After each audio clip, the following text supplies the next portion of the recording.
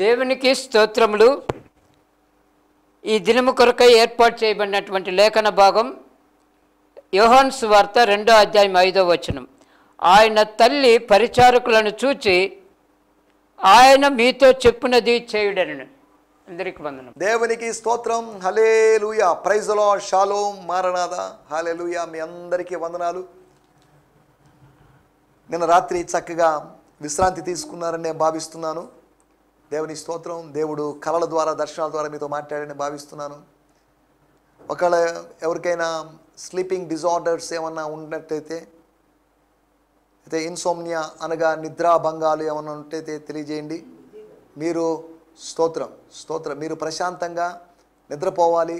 తన ప్రియులు నిద్రించుతుండగా ఆయన వారికి ఇస్తున్నాడు. కాబట్టి దేవుడు మనకు మెలకుగా ఉన్నా ఇస్తాడు, నిద్రపోయినా ఇస్తాడు. అలాగని ఎక్కువ నిద్రలో గడుపుదామని కాదు. మనము మేల్కొని ఉన్నను నిద్రించను ప్రభు వారంగా ఉన్నామని 1 తెస్సలోనిక పత్రిక 5వ అధ్యాయంలో చూస్తున్నాం. గత ఎపిసోడ్లో మనం యోహాను సువార్త 2వ అధ్యాయము 3వ వచనం నుంచి కొన్ని విషయాలు ఆలోచించాం. ద్రాక్షారసం లేదు, నో మోర్ వైన్. 4 రకాల ద్రాక్షారసాల గురించి మనం ఆలోచించాం. ఒకటి, అక్షరార్థమైన ద్రాక్షారసం లేదని. రెండవది, ఆ దేవాలయములో ఆ కళ్యాణములో అక్షరార్థమైన ద్రాక్షారసం లేదు. రెండవది, ఆ దేవాలయములో ఆత్మీయత అనేటువంటి ద్రాక్షారసం లేదు. మూడవది, శిష్యుల మధ్యలో ఆసక్తి అనేటువంటి వాక్యం గుర్తు చేసుకున్నారు కానీ ఆసక్తికి సంబంధించిన రెఫరెన్స్ తెలుసు కానీ ఆసక్తి లేదు వాళ్ళకి. ఆసక్తి అనేటువంటి ద్రాక్షారసం లేదు. ఈ రోజుల్లో చాలామంది దేవాసక్తి లేని వాళ్ళుగా ఉన్నారు. ఏదో వస్తున్నాం పోతున్నాం.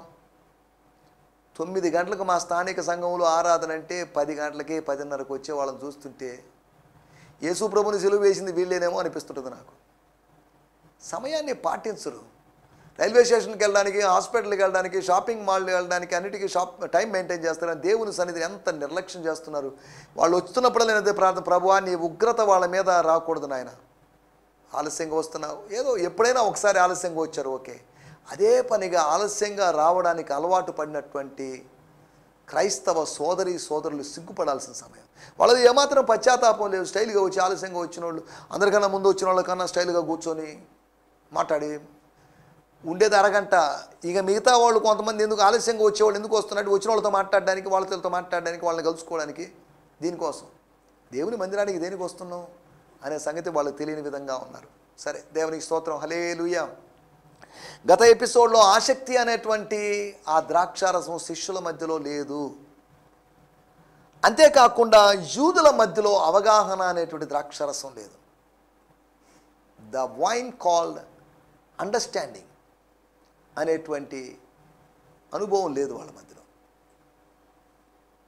ద వైన్ కాల్డ్ జీల్ లేదా ఎంథూసియాజం అనేటువంటి వైన్ శిష్యుల మధ్యలో లేదు. అంతేకాకుండా స్పిరిచువాలిటీ అనేటువంటి వైన్ ఆ దేవాలయంలో, టెంపుల్లో, లేకపోతే మత పెద్దల్లో లేదు. లిటరల్ వైన్ ఆ వివాహంలో లేదు, మ్యారేజ్లో లేదు అని మనం చెప్పుకున్నాం. సరే, ఈ సమయంలో మనం కార్యక్రమంలో ముందుకు సాగుదాం. యోహాను సువార్త 2వ అధ్యాయము 5వ వచనము. Gospel according to John 2nd chapter verse 5. ఆయన తల్లి పరిచారకులను చూచి ఆయన మీతో చెప్పునది చేయుడి అని చెప్పాను. But she turn to the servants.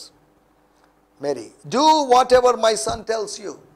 వాడుక భాష బైబిల్లోంచి కూడా మనం చూద్దాం. పవిత్ర గ్రంథం లేదా పవిత్ర బైబిల్లోంచి కూడా వరల్డ్ బైబిల్ ట్రాన్స్లేటర్స్ కార్పొరేషన్ వాళ్ళు, బెంగళూరు వారు పబ్లిష్ చేసినటువంటి బైబిల్లోంచి కూడా మనం చూద్దాం. ఒక మాట చూద్దాం. ఆయన తల్లి పని వాళ్ళతో ఆయన చెప్పినట్లు చేయండి అని అనింది. దేవునికి స్తోత్రం. హల్లెలూయా. మనం చదువుకున్నటువంటి మాట, యేసు చెప్పినది చేయుట. మనకు ఒక పెద్ద సమస్య ఉంది. ఎవరు చెప్పింది చేయం. మనం చెప్పింది అందరూ చేయాలని కోరుకుంటాం. యేసు చెప్పింది అసలు చేయం. ఇవే మన సమస్యలు. ఎవరు చెప్పింది మనం చేయం, నంబర్ 1. రెండవది, మనం చెప్పిందే అందరూ చేయాలని కోరుకుంటాం. మూడవది, యేసు చెప్పింది చేయం. 3 బలహీనతలు. ఈ బలహీనతలోంచి ఎప్పుడు బయటపడతాం మనం? యేసు ఏదో చెప్తాడు. He would tell something that sure. ఒకవేళ ఆవేశపడినట్టుగా అనిపించినా, కోప్పడినట్టు అనిపించినా, అమ్మా ఏం పని నీకు, ఎందుకు ఇంత టూ మచ్ ఇన్వాల్వ్మెంట్ అని మాట్లాడినప్పటికీ కూడా my son is not only my son, he's God's son, is the son of man, is son of God. కాబట్టి పనోళ్ళని చూసి చెప్తున్నారు. పనోళ్ళు అంటే ఆ మ్యారేజ్, ఆ వెడ్డింగ్ యొక్క అరేంజ్మెంట్స్ విషయంలో అక్కడ ఉన్న పనోళ్ళు ఎవరో కావచ్చు. ఇంకా చెప్పాలంటే మనకు అర్థం కావడానికి మన ఆధునిక విధానంలో చెప్పాలంటే ఆ క్యాటరింగ్కి వచ్చిన వాళ్ళు, క్యాటరింగ్కి సర్వ్ చేయడానికి వచ్చిన వాళ్ళు, బాబు నాయనా ఆయన బోధకుడు కాదు, యూదా బోధకుల్లాగా ఎంచబడినవాడు కాదు, ఇంతకుముందు అద్భుతాలు చేసిన వాడని చెప్పడానికి ఆయన ఏమో అద్భుతాలు చేసింది లేదు. అబ్బాయి చెప్పింది వినండి, అబ్బాయి గారు చెప్పింది వినండి అని చెప్పి ఉండొచ్చు. సరే, ఏదేమైనప్పటికీ ఆ పరిచారకులు అలాగే చేశారు, అద్భుతం జరిగింది. యేసు చెప్పింది చేయుట. మన ఓన్ ఐడియాస్ వద్దు, మన ఓన్ ఆలోచనలు వద్దు, మన ఓన్ ప్లాన్స్ వద్దు, మన ఓన్ వర్క్స్ వద్దు. యేసు చెప్పింది చేస్తున్నామా? యేసు ఏం చెప్పాడు? మత్తయి సువార్త 17వ అధ్యాయంలో రూపాంతరం కొండ మీద ఆకాశములోంచి ఒక స్వరం వినబడింది.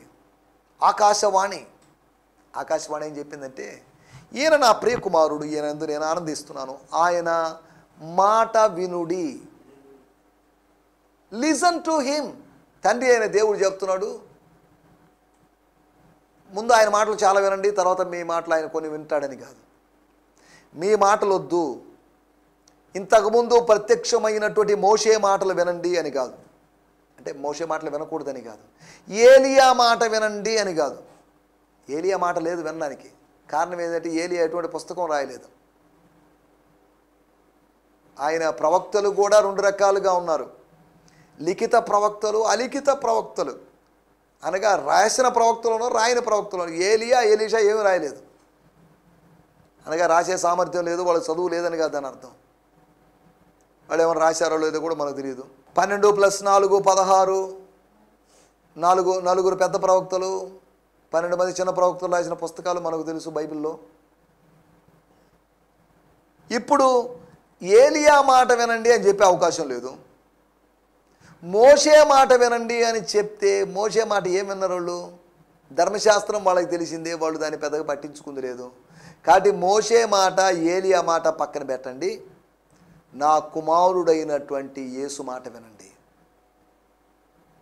ఆయన దినముల అంతమందు తన కుమారుని ద్వారా మాట్లాడాను. అనగా నా మాట వినండి, నేను కుమారుని ద్వారా మాట్లాడతాను, నా మాట వినండి, నా కుమారుడి మాట వినండి. పూర్వమందు, నానా కాలమందు, నానా సమయములందు దేవుడు తన ప్రవక్తల ద్వారా మాట్లాడాడు. చాలామంది ప్రవక్తల ద్వారా మాట్లాడాడు. ఖురాన్ ప్రకారం 185,000 మంది, ఇంచుమించు 2 లక్షల మంది దాకా ఉన్నారు ప్రవక్తలు. ఆదాం మొదలుకొని ప్రతి ఓడు ప్రవక్త. అక్కడ ప్రవక్త కాని వాళ్ళను కూడా ప్రవక్తలను చేసేశారు. కానీ ప్రవక్త కన్నా గొప్పవాడైన యేసుని ప్రవక్తగానే చూస్తున్నాడు. ఏదో విచిత్రమైన పుస్తకం, విచిత్రమైన సిద్ధాంతాలు, అభిప్రాయాలు, సరే వాటిలో కనలేదు. దేవునికి స్తోత్రం, హల్లెలూయా. సమయంలో నా మాటలు వింటున్నట్టు దేవుని బిడ్డలారా, యేసు ఏం చెప్పాడు? యేసు చెప్పినటువంటి 5 విషయాలు మీకు జ్ఞాపకం చేయాలని ఆశిస్తున్నాను. యేసు 5 విషయాలని చెప్పింది చాలా చెప్పాడు. కానీ యోహాను సువార్తలో నుంచి ఆయన చెప్పినటువంటి 5 విషయాలు మీకు జ్ఞాపకం చేయాలని ఆశిస్తున్నాను.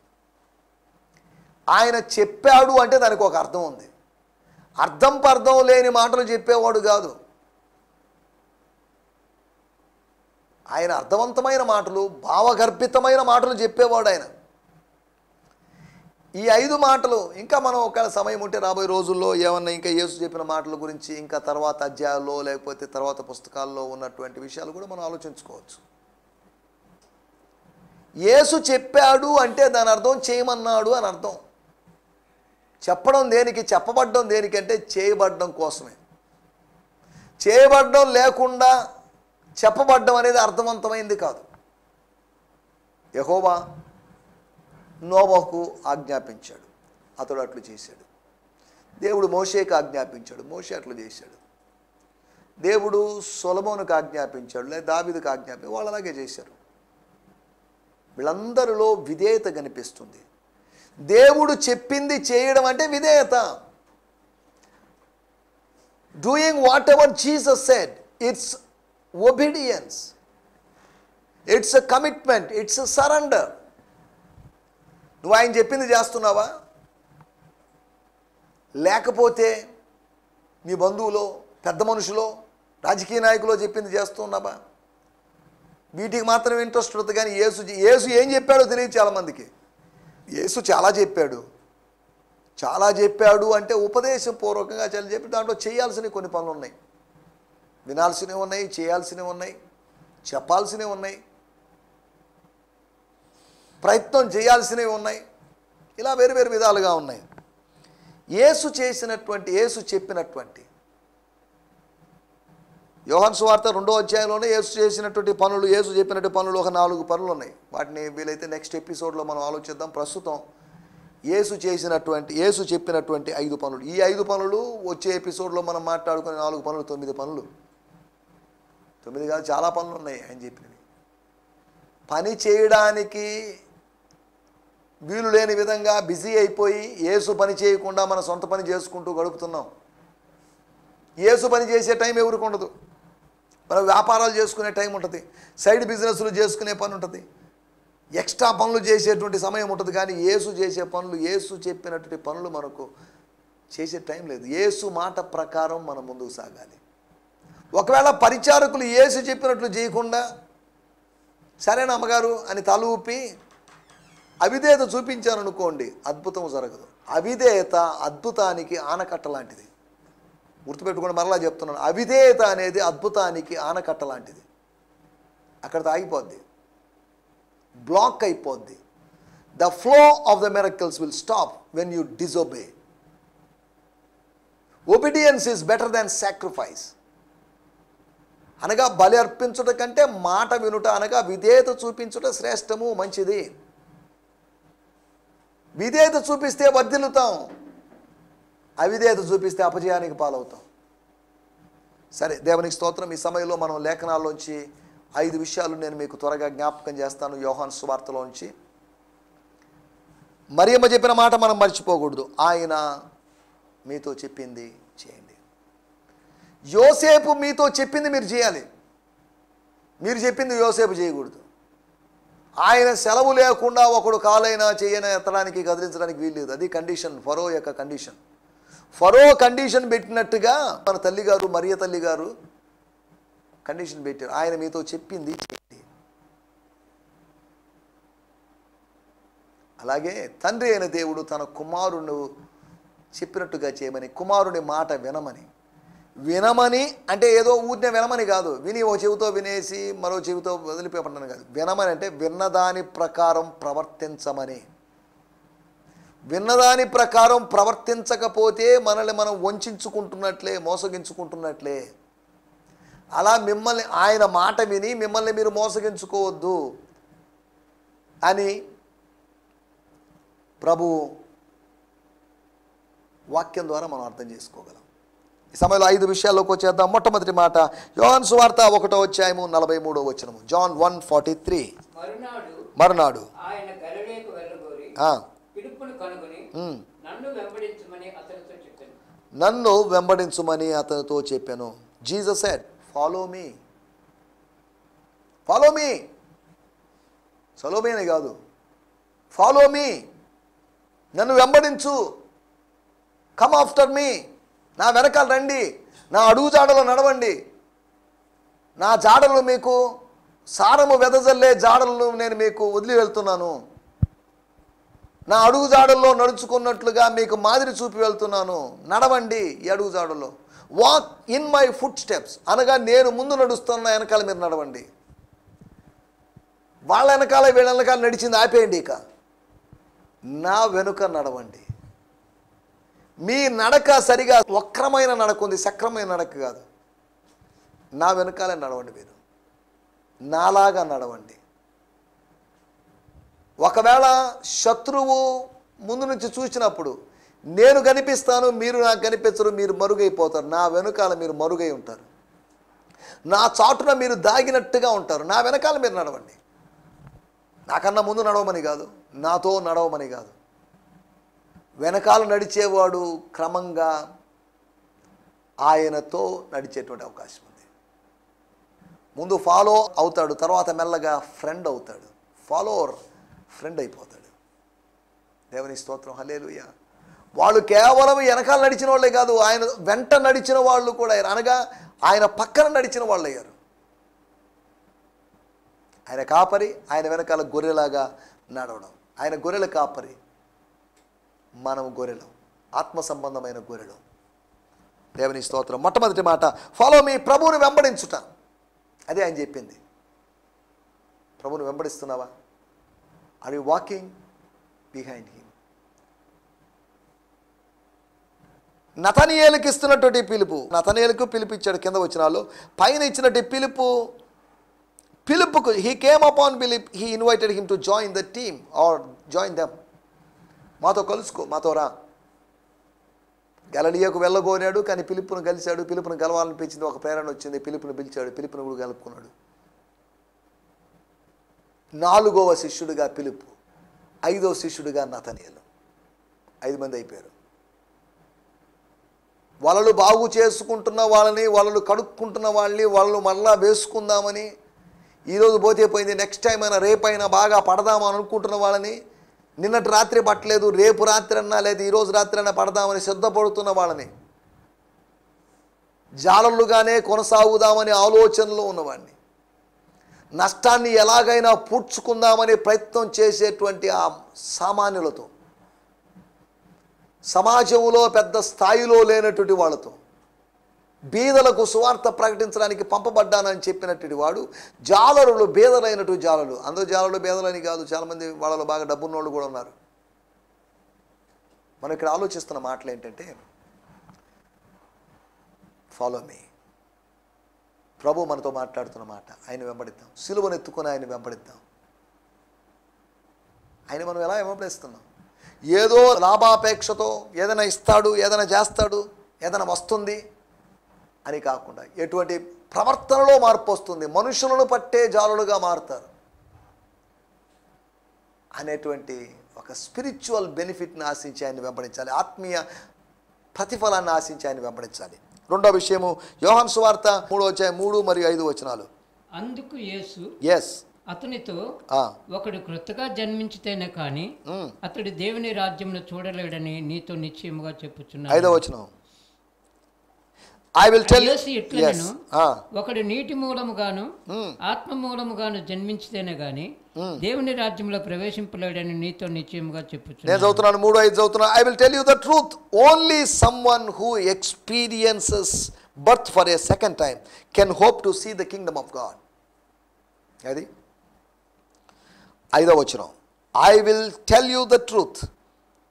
If someone does not experience water and spirit birth, birth second time అని రాయబడిన మాట, ఫ్రమ్ అబౌవ్, పైనుంచి జన్మించడం. ఇక్కడ రాయబడింది, I tell you the truth, if someone does not experience water and spirit birth, నీరు మరియు ఆత్మ యొక్క జన్మ లేకపోతే there is no chance he will make it in to God's kingdom. It's impossible to enter in to God's kingdom అని అర్థం. దేవుని రాజ్యానికి వాడు ప్రవేశించలేడు, వాడి ద్వారాలు మూయబడినట్టే వాడికి. మారు మనసు ద్వారా, పునర్జన్మ ద్వారా, కొత్తగా జన్మించడం ద్వారా, తిరిగి జన్మించడం ద్వారా, పైనుంచి జన్మించడం ద్వారా వాడు పరలోకపు యొక్క తాళపు చెవులు కలిగిన వాడై పరలోకపు తలుపులు తెరుచుకునేవాడు అవుతాడు. When you repent, the doors of heaven will be opened for you. When you repent, the angels in the heaven will rejoice over you. నువ్వు పశ్చాత్తాపడితే పరలోక ద్వారం తెరవబడుతుంది. నువ్వు పశ్చాత్తాపడితే పరలోక సభ్యులైనట్టు దేవదూతలు సంతోషపడతారు. నీ పశ్చాత్తాపానికి విలువ లేదనుకుంటున్నావేమో, నీ పశ్చాత్తాపానికి చాలా విలువ ఉంది. Your repentance is more precious in the sight of God. దేవుని దృష్టికి పశ్చాత్తాపం చాలా విలువైంది. మనిషిది ఎందుకని వాడు అడవడం, ఎక్కులు పెట్టి అడవడం, ఎందుకు పాపాన్ని ఒప్పుకోవడం, అయ్యో నేను పాపిని అనడం, ఏంటిదంతా, ఏంటి డ్రామా అని మనిషి కామెంట్ చేయొచ్చేమో, కానీ పరలోకంలో నీ పశ్చాత్తాపానికి ప్రాముఖ్యత ఉంది. రెండవది పైనుంచి జన్మించండి. నికోదేం గారు, సార్ మీరు జన్మించాలి సార్ కొత్తగా. అర్థం కాల అతనికి. సరే, మనం వాటిలోకి వెళ్ళడం లేదు, మనం ఒకసారి ధ్యానించుకున్నాం. ప్రభు చిత్తమైతే రాబోయే రోజుల్లో వాటి గురించి ధ్యానించుకోబోతున్నాం. తర్వాత మూడో విషయం, యోహాను సువార్త 4వ అధ్యాయము 16వ వచనం. యోహాను సువార్త 4వ అధ్యాయం 16వ వచనం. స్తోత్రం. యేసు, నీవు వెళ్ళి నీ పెనిమిటిని పిలుచుకొని ఇక్కడికి రమ్మని ఆమెతో చెప్పాను. Then bring your husband to me. నీ భర్తను తీసుకొని రా. భర్తలు ఎండలో పెట్టి, భర్తలు మీరు ఎందుకు లేండి మేము వెళ్ళొస్తాం అని చెప్పేటి భార్యలతో దేవుడు మాట్లాడుతున్నాడు. Bring your husband, bring your man to the church. మీ భర్తను తీసుకొని రండి. అయ్యా మీరు ఎన్నైనా చేయొచ్చు, నువ్వు మాత్రం దేవుని మందిరానికి రావాల్సిందే. భర్తను దేవుని మందిరానికి తీసుకొని రావడం పక్కన పెట్టేసి బిడ్డలను దేవుని మందిరానికి తీసుకొని రాలేని తల్లిదండ్రులు ఉన్నారు. వాడు వస్తే అలరండి, వాడు రాకూడదండి. Your family should come to the church. నీ సంఘ సభ్యులందరూ ఫంక్షన్లకు వెళ్ళేటప్పుడు అందరూ పరిగెత్తారే, దేవుని మందిరానికి వచ్చిన అందరూ కూడా నీ భర్తను తీసుకొని రా చెప్పాలి. నువ్వు వారమంతా నువ్వు ఎక్కడికో తిరుగుతున్నావు, నన్ను ఎక్కడికి తీసుకోబో పర్లేదు, మన ఇద్దరం కలిసి దేవుని మందిరానికైనా వెళ్దామండి అని మీ భర్త గారితో చెప్పాలి. భర్తలో ప్రభు మందిరానికి వచ్చే విధంగా పరివర్తన మీరు కలిగించాలి. భర్త భార్యకి చెప్పాలి, తీసుకోనండి, bring your people, bring your family members, తీసుకొని రమ్మని చెప్తున్నాడు ప్రభు. లేదు తీసుకొచ్చే అవకాశం లేదండి, సారీ అండి. ఊరు మొత్తాన్ని తీసుకొచ్చితే భర్తను తీసుకొని వెళదాము. గమనించండి, చాలామంది ఊరు మొత్తాన్ని తీసుకొస్తారు కానీ భర్తను తీసుకున్నారు. భర్తను తీసుకొస్తే ఈమె మెయింటైన్ చేయలేదు, ఈమె అక్కడ పెత్తనం చేయలేదు, ఆమెకు స్వేచ్ఛ ఉండదు. అందుకని ఆమె ఎందుకులే ఆయన ఉంటే కష్టం లేండి, సనుక్కుంటుంటాడు, నసుక్కుంటుంటాడు, సీరియస్గా చూస్తుంటాడు. Bring your husband, bring your partner, bring your life partner, మీ జీవిత భాగస్వామిని తీసుకోనండి. భార్యాభర్తలు ఏక శరీరం అని చెప్పబడిందే. ఆత్మ సంబంధ విషయాల్లో ఏక శరీరులు అన్నట్లుగా ఉండాలి. దేవుని స్తోత్రం, హల్లెలూయా. ఒకటి, ప్రభువుని వెంబడించండి. రెండోది, పైనుంచి జన్మించండి. మూడోది, పిలుచుకొని రండి. వాళ్ళకి ఒక పిలుపు ఇవ్వండి. మీ పిలుపు ఆత్మ సంబంధమైన పిలుపుగా మారాలి, క్లాస్గా మారకూడదు, పెద్ద ఉపదేశంలాగా ప్రసంగంలాగా మారకూడదు. అయ్యా రాయా ప్రార్థించి నా భర్తతో నేను దేవుని మందిరానికి వెళ్తాను. చూడండి, అటువంటి తీర్మానం మనం తీసుకోవాలి. నీ భర్త నశించిపోవటం దేవుని చిత్తం కాదు. నీ భర్త ఆఫీసులో బిజీ కావచ్చు, అయినా ప్రభు మందిరానికి రావాలి. దావీదు రాజు అయినప్పటికీ దేవుని సన్నిధికి వెళ్ళాడు. సొలొమోను రాజు దేవుని సన్నిధిలో దేవుని స్తుతించి ప్రార్థన చేశాడు, సుదీర్ఘమైన ప్రార్థన చేశాడు. ఈ భర్తకి ప్రార్థన రాదు, పాటలు రావు, వెనకాల కూర్చుంటాడు, ఆలస్యంగా కూర్చుంటాడు, ఆలస్యంగా వస్తాడు, వచ్చిన 4 సార్లు అటు ఇటు బయట తిరుగుతాడు. ఏంటి నీ భర్త పరిస్థితి? నీలో సగం శరీరం బెటర్ హాఫ్ అనో లేకపోతే సగం శరీరం ఎంచబడినటువంటి నీ భర్తకు మారు మనసు లేదే. చాలామంది పరిస్థితి లాగా ఉంది. తీసుకొనిరా, పిలుచుకొనిరా, నీ బిడ్డలను పిలుచుకొనిరా, నీ బంధువులు పిలుచుకొనిరా, నీ ఇరుగు పొరుగు వారిని పిలుచుకొనిరా. 4వ విషయం, యోహాను సువార్త 5వ అధ్యాయం 8వ వచనం. ఒక ఆజ్ఞ, లేకపోతే మరొక ఉపదేశం, లేకపోతే మరొక మాట, మరొక చేయాల్సిన పని. Stand up, carry your mat and walk. లేవయా బాబు, 38 సంవత్సరాలుగా నిలబడలేకున్నావే, 38 సంవత్సరాలుగా మ్యాట్ చుట్టుకొని నీ అంతటి నువ్వు చేయలేకున్నావే. ఎవరో ఒకరి సహాయం మీద ఆధారపడాల్సిన పరిస్థితి. యోహాను సువార్త 5వ అధ్యాయంలో బెతస్దా కోనేరులో స్టోరీ. బెతస్దా కోనేరు దగ్గర సుదీర్ఘకాల క్రానిక్ డిజీజ్తో ఉన్నటువంటి ఒక వ్యక్తితో దేవుడు మాట్లాడుతున్నమాట. నిలబడలేను నువ్వు అనుకో, హిప్రటైజ్ కాదు ఇది, హిప్రటైజ్ చేయడం కాదు. లే లేస్తున్నావు, నువ్వు లేవబోతున్నావు సజెషన్స్ ఇవ్వడం కాదు ఇది. ఆజ్ఞతో, దైవికమైన అధికారంతో, పరలోకపు అధికారంతో, ఆ రోగం మీద అధికారంతో, యేసు నామములో లేకపోతే యెహోవా నామములు లేచినాడు, పరిగెత్తు. మూడోది, నువ్వు లేవలేని స్థితిలోంచి నిన్ను నువ్వు లేపుకోవడానికి ప్రయత్నం చేయి. Rise your self. నిన్ను నువ్వు పైకి లేవనెత్తుకో. నిన్ను ఎవరో లేవనెత్తాల్సిన అవసరం, నిన్ను నువ్వు లేవనెత్తుకోవాల్సిన అవసరం ఉంది. మా పాస్టర్ వచ్చి లేవనెత్తాను అనుకోవద్దు. దేవుని స్తోత్రం, హల్లెలూయా. 5వ విషయాన్ని చెప్పి ముగించేస్తాను. యోహాను సువార్త 6వ అధ్యాయం 12-13 వచనాలు. తృప్తిగా తినిన తర్వాత When the people had all they could eat, ఏమీ నష్టపడకుండా he told the disciples, మిగిలిన ముక్కలు పోగు చేయుడని ఆ. తన శిష్యులతో చెప్పెను. he told the disciples to gather the leftovers. కాబట్టి వారు భుజించిన తర్వాత ఆ, వారి యొద్ద మిగిలిన 5 అవల రొట్టెల ముక్కలను పోగు చేసి 12 గంపలు నింపిరి. స్తోత్రం. Go and collect the leftovers, so we are not wasteful. దేవుని స్తోత్రం. నా మాటలు ముగించేస్తున్నాను. పోగు చేయండి, పోగు చేయండి, గ్యాదర్ చేయండి, కలెక్ట్ చేయండి. Don't waste. ఈరోజు ఎంతో వేస్ట్ చేస్తున్నాం, డబ్బు వేస్ట్ చేస్తున్నాం, టైం వేస్ట్ చేస్తున్నాం, మనం ఎన్నెన్నో వేస్ట్ చేస్తున్నాం. Don't waste it. డివైన్ సోర్సెస్ని, దైవికమైన వనరులు వేస్ట్ చేయొద్దు. నా మాటలు ముగిస్తున్నాను. దయచేసి కళ్ళు మూసుకొని చిన్న ప్రార్థన చేసుకుందాం. పరిశుద్ధమైన మా దేవా, మీకు వందనాలు. యేసు చెప్పింది చేయడం, మీరు చెప్పింది చేయడం, వాటి గురించి మేము 5 విషయాలు ఆలోచించాం. మిమ్మల్ని వెంబడించాలని, పైనుంచి జన్మించాలని,